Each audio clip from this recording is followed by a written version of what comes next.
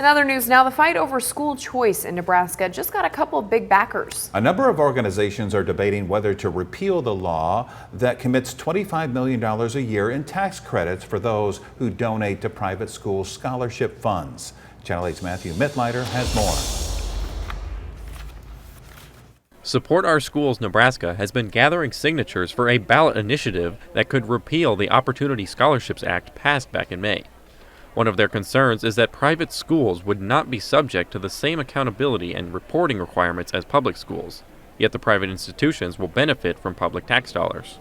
Nobody is against private schools. If that's what you feel like is best for your child, then that's great. I want the public monies to stay with the public schools.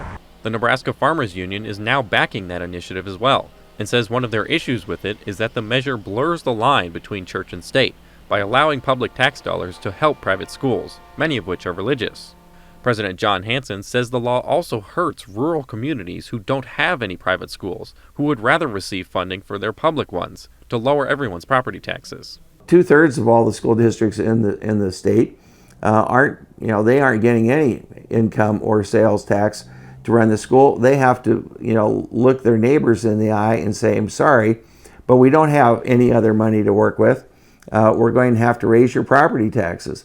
On the other end of the debate, author of the bill, Senator Lou Ann Linehan, said the law pales in comparison to funding that was given to public schools this year.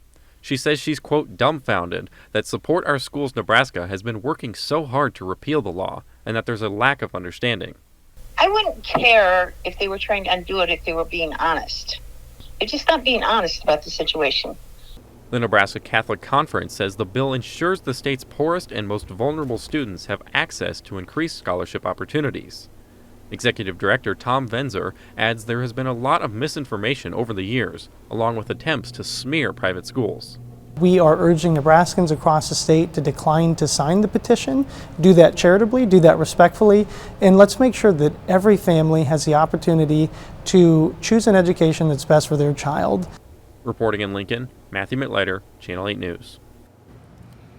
And the petition needs signatures from at least 5% of registered voters across 38 counties to make it on the 2024 ballot. And the deadline to do this is at the end of August.